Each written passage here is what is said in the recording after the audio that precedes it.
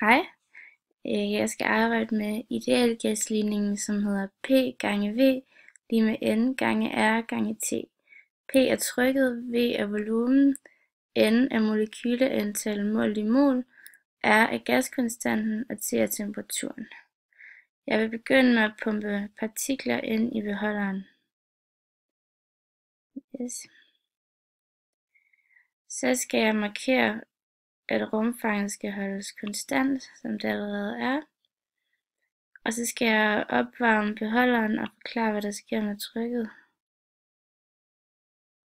Man kan se, at molekylerne de begynder at bevæge sig hurtigere, og at trykket det stiger her. Hvis jeg sammenligner det her med idealgasligningen, så kan jeg jo se, at når jeg gør T større i ligningen, og jeg ikke må gøre V større på den anden side af lighedstegnet, så vil P jo automatisk blive større, som man også kan se her på animationen. Nu skal jeg holde temperaturen konstant og gøre rumfanget mindre og beskrive, hvad der så sker med trykket. Når jeg holder temperaturen konstant, så er det kun trykket og volumen, der kan ændre sig. Men da vi gør volumen mindre, så vil det betyde, at trykket vil blive større. Trykket bliver jo større, fordi molekylerne de rammer væggen flere gange per tidsenhed.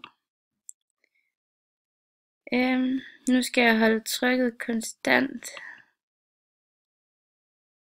og gøre temperaturen mindre, og så beskrive, hvad der sker med rumfanget.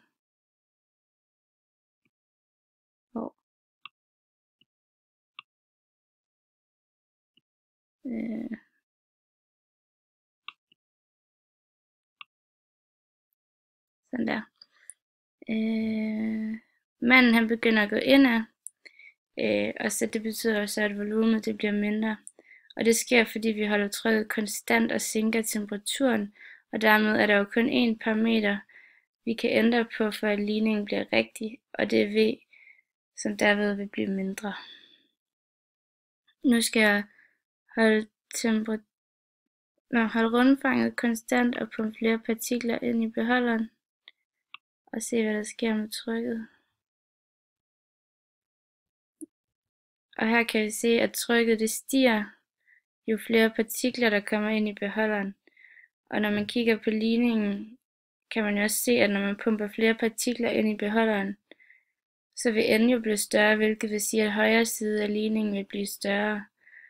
Og da man skal holde V konstant, så vil P, som er trykket, jo automatisk stige på den anden side af lighedstegnet. Ja.